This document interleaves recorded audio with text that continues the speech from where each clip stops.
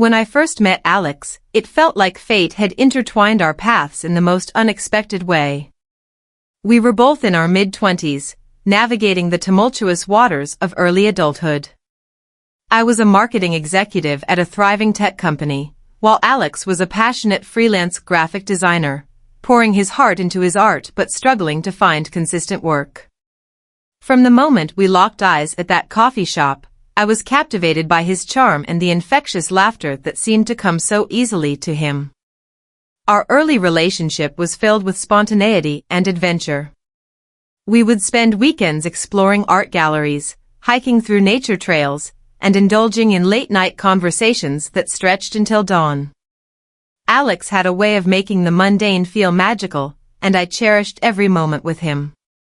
However, as the novelty of our romance began to settle, reality crept in, and I started to notice the underlying tension stemming from our differing financial situations. As a woman who had worked hard to achieve her career goals, I found myself growing increasingly frustrated with Alex's financial instability. While I was able to afford nice dinners and spontaneous weekend getaways, Alex often hesitated to join me, citing his limited budget. I could see the embarrassment in his eyes when I would suggest a restaurant that I knew he couldn't afford. It wasn't that he didn't want to be with me, it was that he felt inadequate, and I could feel the strain it was putting on our relationship. As time went on, my frustration morphed into resentment. I began to label him in my mind, calling him too broke to be a real husband.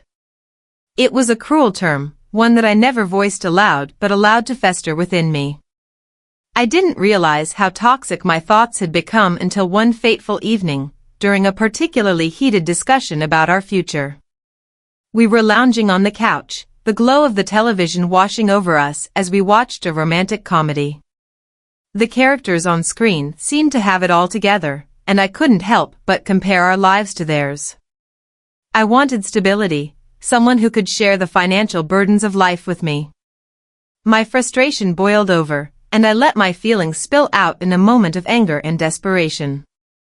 "Sometimes I feel like you're just too broke to be a real husband," I blurted out, my voice laced with resentment. The moment the words left my mouth, I felt a sharp pang of regret. Alex's expression shifted instantly, the warmth in his eyes was replaced by a flicker of hurt. He looked away, his shoulders slumping as he processed what I had just said. The silence that followed felt deafening. I wanted to take it back, to apologize, to explain that I didn't mean it the way it sounded. But I couldn't find the words. Instead, Alex excused himself and retreated to the bedroom, leaving me alone with my spiraling thoughts. I spent the night replaying our argument in my mind, feeling a mixture of guilt and stubbornness. I thought he would understand that I was just venting my frustrations, that I didn't truly mean it. But deep down, I knew I had crossed a line. The next morning, I woke up to an empty apartment. The familiar scent of his cologne lingered in the air, and for a brief moment, I felt a wave of hope that perhaps everything would be okay. I made my way to the kitchen, where I found a note on the table, written in Alex's neat handwriting. "I can't be what you need me to be. I'm sorry." My heart sank as I read those words, realizing that my careless comment had pushed him away. I frantically called his phone, but it went straight to voicemail. I texted him, but there was no response. Days turned into weeks, and I tried to reach out to him through mutual friends, but no one seemed to know where he had gone. I felt a mix of regret and confusion, replaying our last moments together over and over in my mind. How could I have been so thoughtless? I had always known Alex was working hard, trying to build his career, and yet I had let my insecurities dictate my words. As the days turned into months, I began to understand the impact of my words. I missed him terribly, not just for the companionship but for the laughter and joy he brought into my life. I realized that I had lost someone truly special because I had let societal expectations of success define our relationship. I remember scrolling through social media, seeing photos of him at art shows and exhibitions, surrounded by friends and fellow artists. The pang of jealousy was sharp, but it was also coupled with a deep sense of longing. I wanted to be there with him, to support him, to show him that I still believed in him. In my solitude, I started to reflect on my own life. I threw myself into my work, trying to fill the void that Alex's absence had created. I also began attending therapy, where I learned to unpack my feelings about money, success, and relationships. My therapist urged me to confront my fears and insecurities rather than project them onto Alex. With each session, I gained clarity and a better understanding of myself. I realized that I had been tying my self-worth to financial success, and in the process, I had alienated someone I loved. I began to focus on my own growth, working on my empathy and understanding toward others. I started volunteering at a local community center, helping young artists find their footing in the creative world. It was there that I met a young woman named Mia, who, like Alex, was struggling to make her mark as an artist. I saw so much of Alex in her passion and determination, and it broke my heart to know that I had pushed away someone who had so much potential. As the months rolled on, I hoped that one day, Alex would forgive me. I often thought about reaching out, but the fear of rejection held me back.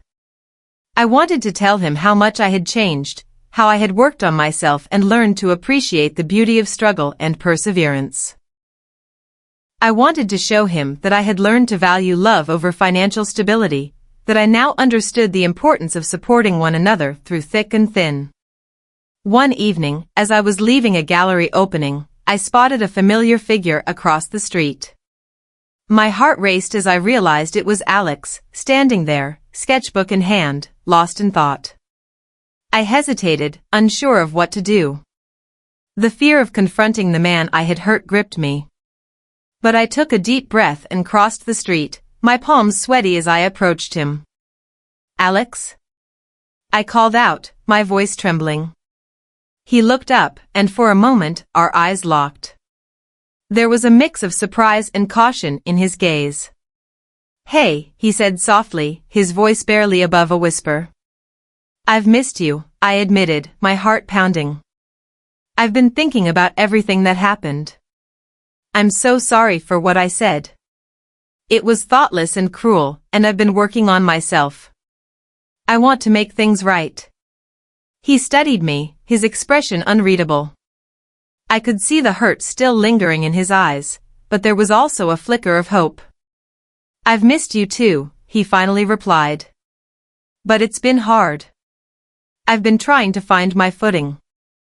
"I know," I said, my voice steadying. "And I want to support you in that. I've learned that success isn't just about money, it's about passion, creativity, and love. I want to be there for you, not just as a partner but as a friend." For a moment, we stood in silence, the weight of our shared history hanging in the air. Then, slowly, he nodded. "I'd like that," he said, a small smile breaking through the tension. As we began to talk, I felt a sense of relief wash over me. It wasn't going to be easy, and I knew that rebuilding our relationship would take time. But I was willing to put in the effort, to show him that I had changed and that I valued him for who he was, not what he had. In that moment, I realized that love isn't always perfect. It's messy, complicated, and often intertwined with our fears and insecurities. But it's also a journey of growth, understanding, and forgiveness. As we stood there, talking and laughing under the streetlights, I felt a glimmer of hope that perhaps we could find our way back to each other, stronger and more resilient than before.